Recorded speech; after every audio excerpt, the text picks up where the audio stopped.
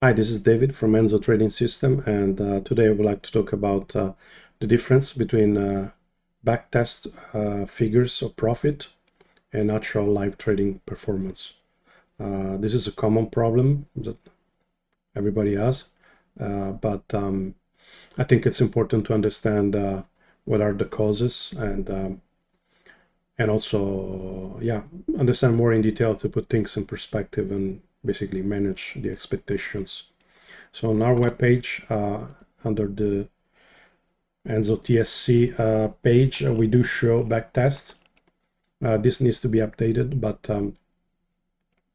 the gist is basically we do show backtest for previous years with potential for performance and other parameters as well, which I think are more important. That I will talk about it in a second, actually. So yeah, first I would like to show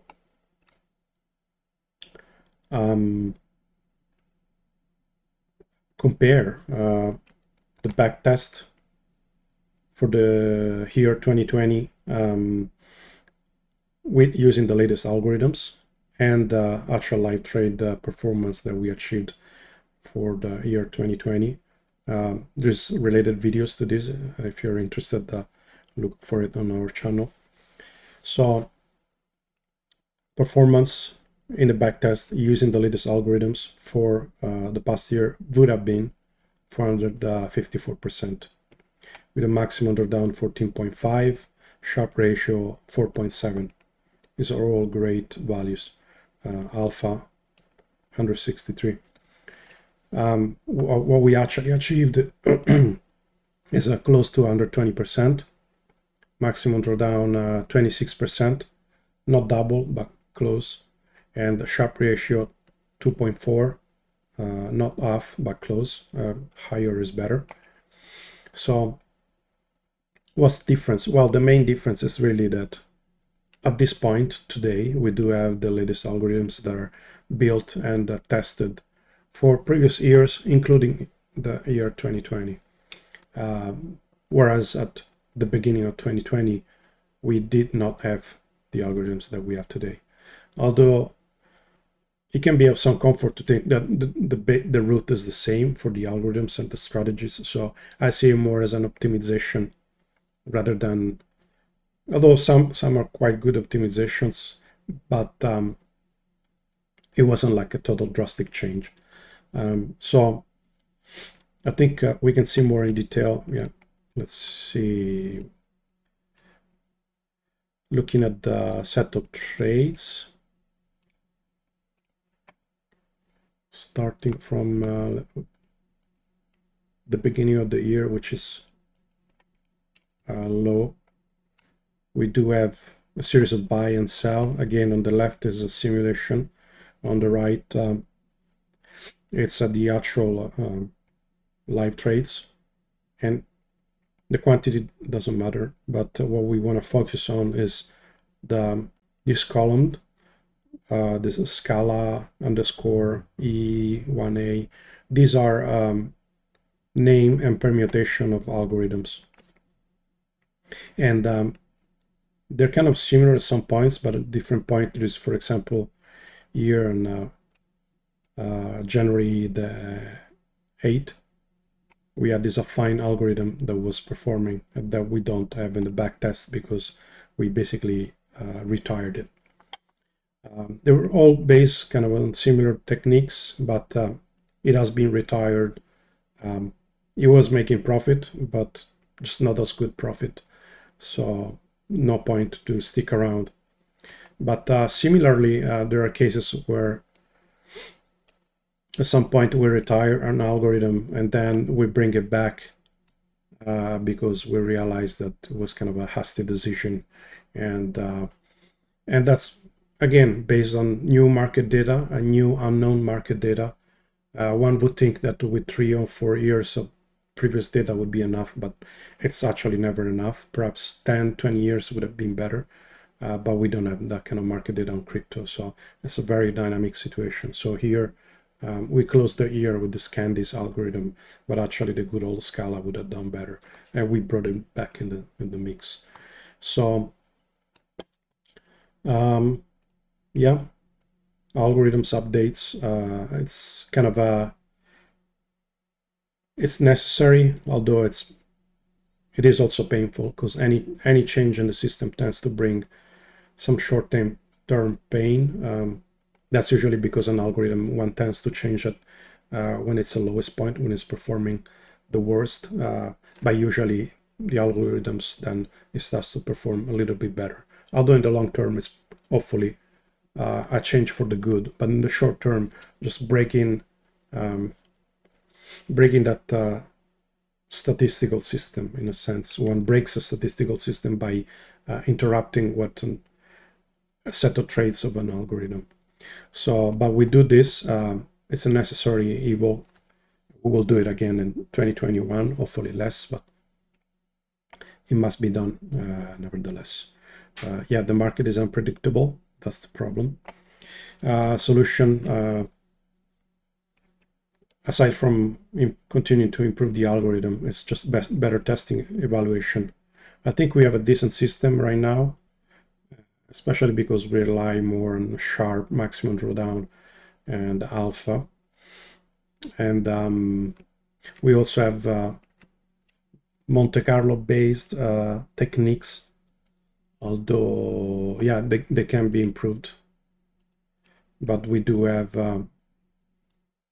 statistical evaluations that also help to give a perspective on the goodness of an algorithm. And of course, yeah, also more market data as we go forward with years. Now we do have the whole 2020, so it's added to the historical data that we use and that we require that performs better for each new backtest, performs well enough. So every algorithm change, it gets through the previous years, and it needs to prove itself for the whole historical data that we have. And then generally a more dynamic system, it's also, of course, a solution by itself.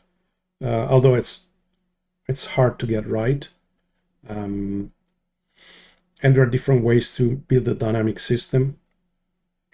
I tend to prefer a more functional solution rather than a machine learning based, which means that one where dynamicity is built on top of data such as, or built data such as volatility.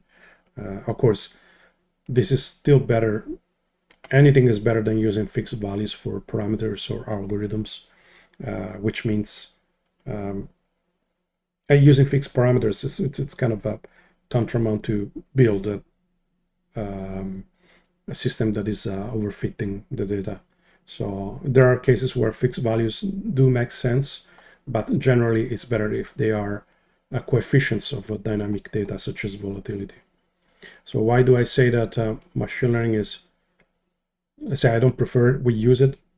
It's actually, I would say it's necessary, but it's not preferable because, yeah, I mean, machine learning it's fairly simplistic when compared to what one can do building a strategy that is built on a formula. Machine learning is, in a simple way, it's basically it's a way to optimize parameters utilizing past data. So it doesn't have an actual intelligence, rather one builds a cost function and puts it through the paces to whatever machine learning AI system he has, and then the result is, it's a guess, but it's not. It doesn't make sense of things. It gives a best guess. It gives a best evaluation. It's a bulk solution. Let's say it's for large amount of data. It tends to converge to good solution quicker than what a person would do by trying to find a formula. But if there is an ability to actually use the human brain to come to a solution, that's generally not just better, but more reliable, because you know what you're putting into the strategy rather than being a little bit of a black box. So, but it is important nevertheless, machine learning, and it is important to have a dynamic system, not just because dynamic is better.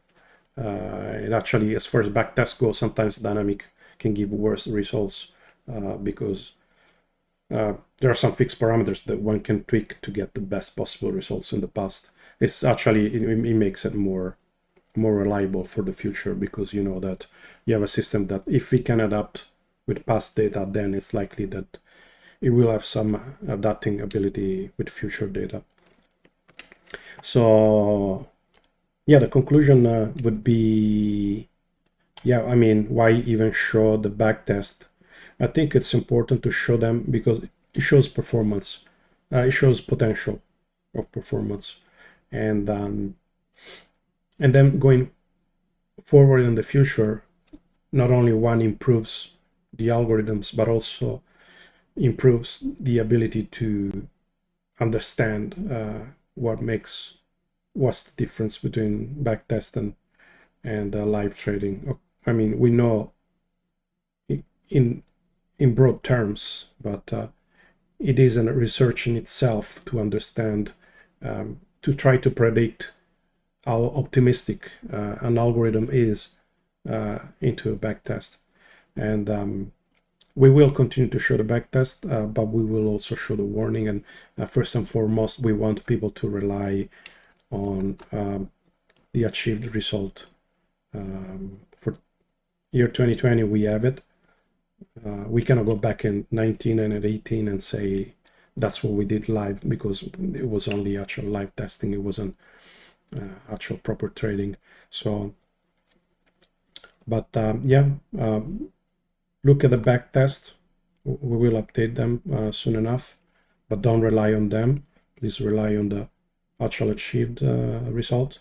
And about the live results, we made other videos, so please go and look for them on our channel if you want to know more about them.